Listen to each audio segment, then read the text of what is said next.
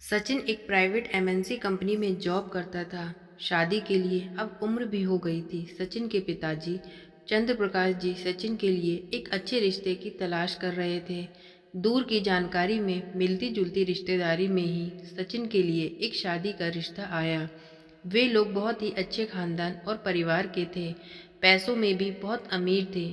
उनकी रईसी को देखकर चंद्र प्रकाश जी को लालच आ गया। दरअसल चंद्र प्रकाश जी पैसों के थोड़े लालची थे और उन्होंने रिश्ते के लिए हाँ कर दी।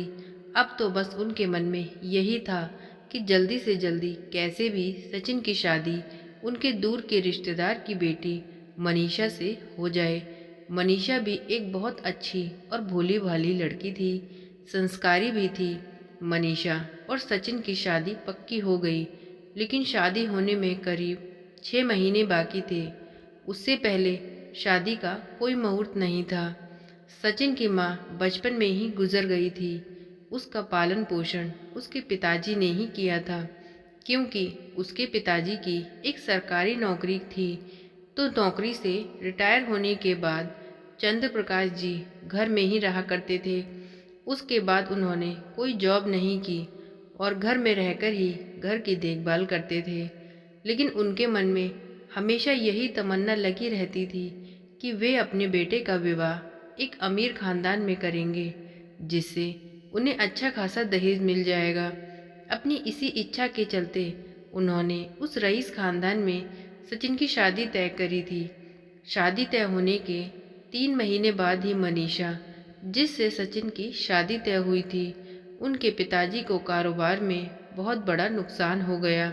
दरअसल उनकी कंपनी में आग लग गई थी, जिससे कि पूरी कंपनी जलकर राख हो गई थी, जिसके चलते वे कर्ज के दलदल में दब गए और उन्होंने जिन अरमानों से सोचा था कि वे मनीषा की शादी बहुत धूमधाम से करेंगे, अब ये सब कुछ मुमकिन न था। उन्होंने फ़ोन पर अपनी सारे हालात चंद्र प्रकाश जी और सचिन को सब कुछ साफ साफ कह दिया था कि वे एक बार इस रिश्ते के बारे में सोच लें। सचिन तो रिश्ते के लिए तैयार था, क्योंकि सचिन एक बहुत ही पढ़ा लिखा और समझदार लड़का था। उसे पैसों का कोई लालच नहीं था। उसे तो बस मनीषा पसंद थी, क्योंकि वह एक संस्कारी लड़की थी। इधर चंद्र प्रकाश जी ये सब सुनते ही उनका मन कुंद हो गया। उन्हें तो बस ये था कि किसी भी तरीके से अब ये रिश्ता टूट जाए और वे फिर से अपने बेटे सचिन का रिश्ता एक अच्छे और रईस खानदान में तय करेंगे, जहाँ से उन्हें खूब ढेर सारा दहेज मिले। उन्होंने सचिन को भी यही कहा, पर सचिन ने उन्हें साफ साफ मना कर दिया। सचिन ने कहा, अगर वह शादी करेगा तो सिर्फ मनीषा से ही करेगा, पैसों से क्या लेना देना है। सचिन ने अपने पिता चंद्र प्रकाश जी की एक न मानी और उसने मनीषा के पिताजी को फ़ोन करके ये कह दिया कि वे इस रिश्ते से राजी हैं और ये शादी तो होकर ही रहेगी। लेकिन चंद्र प्रकाश जी इस शादी से बिल्कुल भी खुश नहीं थे, पर बेटे की नज़रों में वे बुरे भी नहीं बनना चाहते थे। इसलिए साधारण तरीके से सचिन और मनीषा दोनों की शादी हो गई। जितनी उम्मीद लगाई थी उस तरह से तो नहीं शादी हुई, पर हाँ कम बजट में ठीक ठाक शादी हो गई थी। मनीषा घर में दुल्हन बनकर आई। मनीषा एक बहुत ही संस्कारी और समझदार लड़की थी। उसने पूरे घर को अच्छे से संभाल लिया।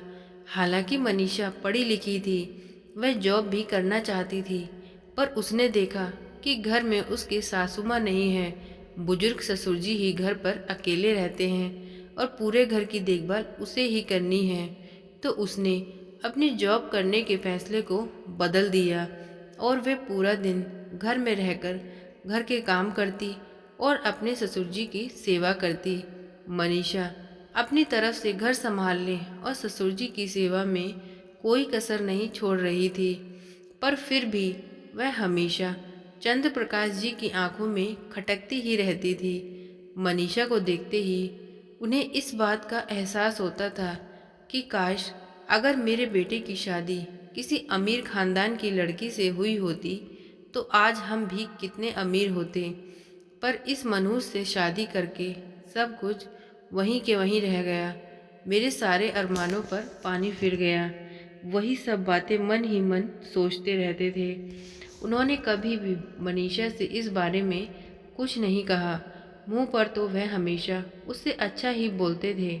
सचिन ये बात अच्छे से जानता था कि उसके पिताजी इस शादी से खुश नहीं हैं, पर वह ये सोचता कि शायद अब उनके विचार बदल गए हैं, क्योंकि मनीषा के साथ उनके व्यवहार को देखकर लगता ही नहीं था कि वे किसी भी तरह से मनीषा या इस शादी से उन्हें कोई परेशानी है।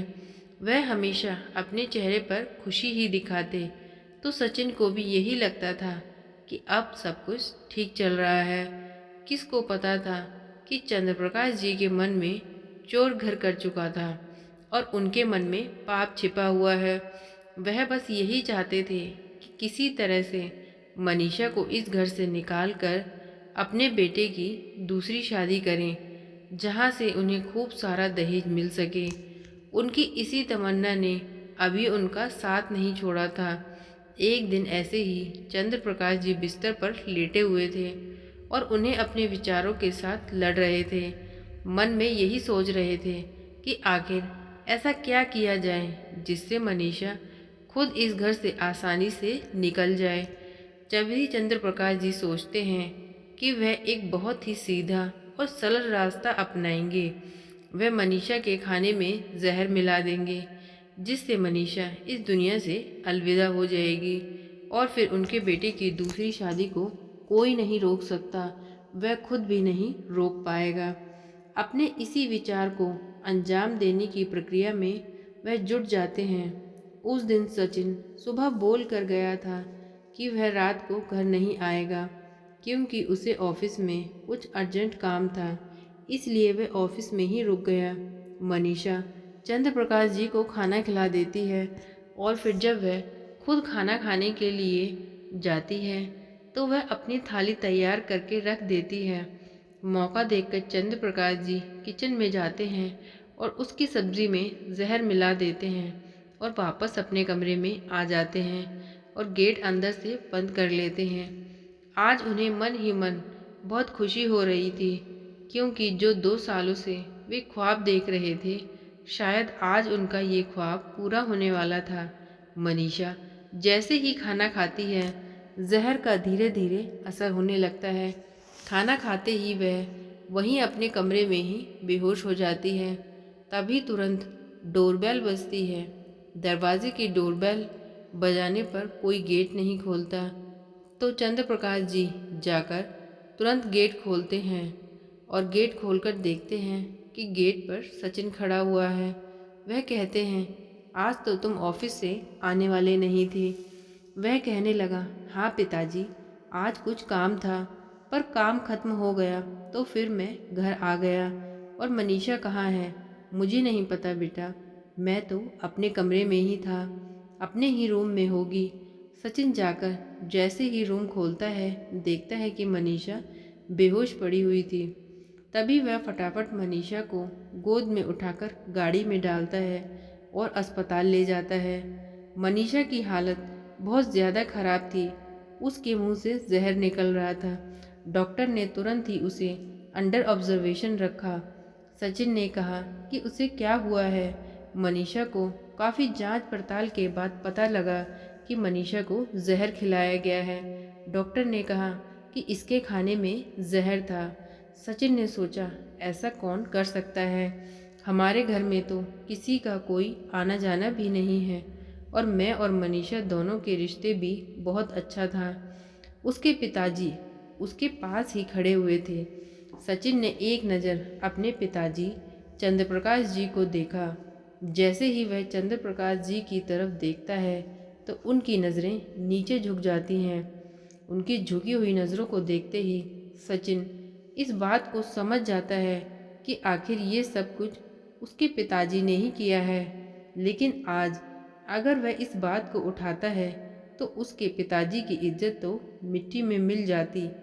वह अपने पिता को अलग अकेले में लेकर जाता है और कहता है, पिताजी, आखिर क्यों? क्या पैसों के लिए आप किसी की जान तक लेने के लिए उतारू हो गए? क्या करना है ऐसे पैसे का, क्या कमी है। हमें मनीषा जैसी लड़की लाखों में एक ढूंढने से भी नहीं मिलती। आप जानते भी हैं कि आपसे कितना बड़ा पाप हो गया है। आज अगर मनीषा को कुछ भी हो जाता है तो इसकी जिम्मेदार आप होंगे। मैंने कभी सपने में भी नहीं सोचा था कि आप अपने पैसों के लालच के लिए इतना गिर जाएंगे। ये तो मैं जानता था कि आप इस शादी से खुश नहीं हैं, पर मैं इतना भी नहीं सोचा था कि आप पैसों के लालच के लिए किसी की जान तक भी ले सकते हैं। बेटे के कटु शब्दों को सुनकर चंद्र प्रकाश जी को बहुत शर्म आ गई। वे हाथ जोड़कर अपने बेटे से माफ़ी मांगने लगे। उनकी आंखों से आंसुओं की जलधारा बह निकली। उन्होंने कहा, बेटा मुझे माफ़ कर दो।